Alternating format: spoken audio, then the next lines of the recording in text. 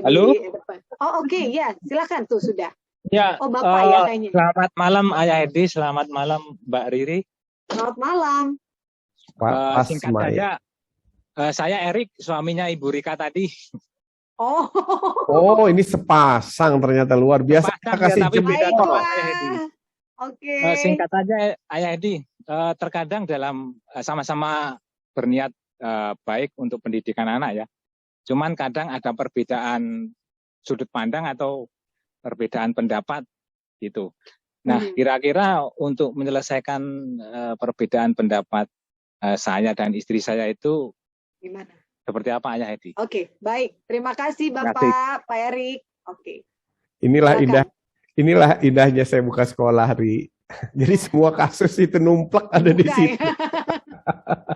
Jadi kalau seperti ini biasanya orang tuanya, suaminya sama istri saya undang ya. Kemudian kami dudukkan sama-sama.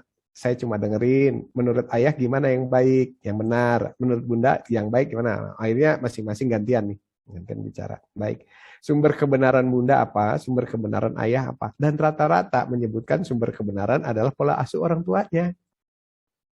Yang satu bawa pola asuh orang tuanya, jadi tradisi ya. Yang satu lagi bawa pola asuh orang tuanya. Kalau dua-duanya hanya sumbernya dari pola asuh, kan pola asuh itu nggak jaminan benar. Itu hanya tradisi mendidik di keluarganya.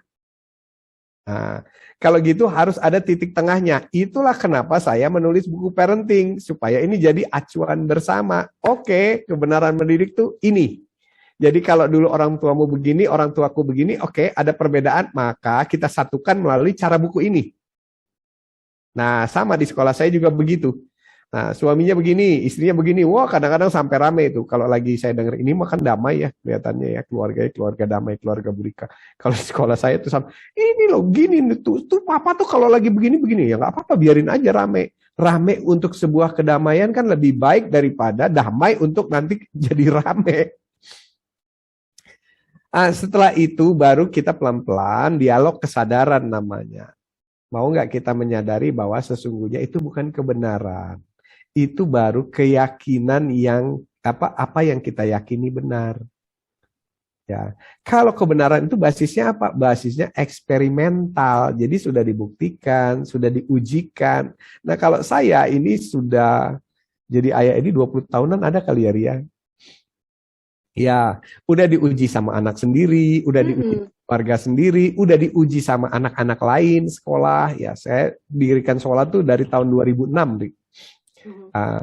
Jadi ini basisnya adalah eksperimental. Jadi sudah diuji cobakan. Jadi kalau resep ya kan, ini sudah diuji coba di dapur majalah ini, gitu kan ada begitu. Artinya resep ini terbukti. Gitu. Nah, itu juga sama.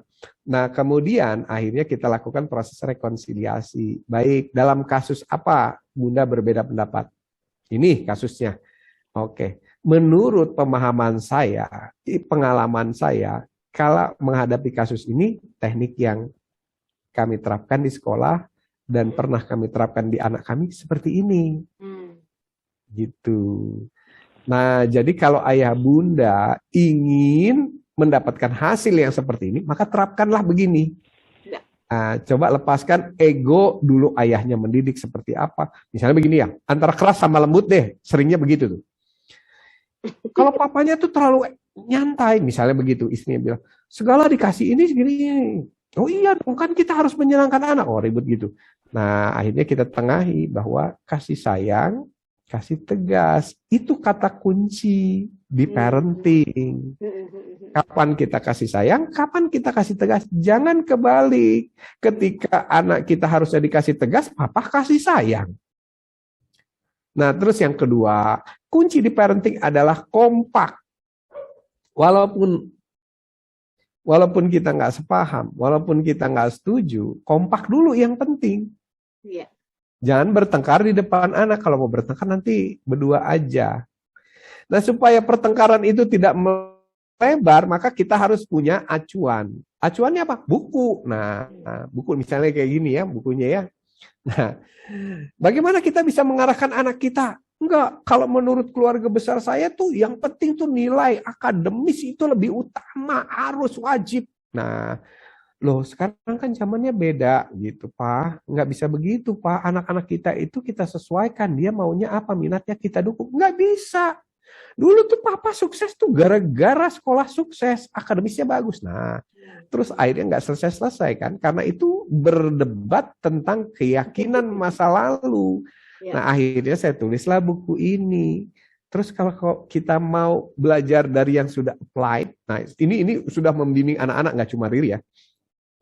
Udah membimbing anak sampai orang tuanya anak konsultasi dari Amerika, dari Las Vegas ya.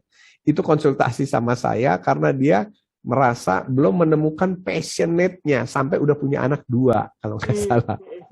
Nah itu ada YouTube-nya ya, konsul dari Las Vegas. Nah basisnya adalah buku ini. Akhirnya orang-orang di luar negeri pun konsultasi, ada yang dari Belanda dan sebagainya, mengikuti ini. Bukan mengikuti keyakinan masing-masing atau dari tradisi keluarganya, mengikuti ini. Baca, dua-duanya baca, ketika baca muncul kesadaran dan akhirnya kompak jadinya.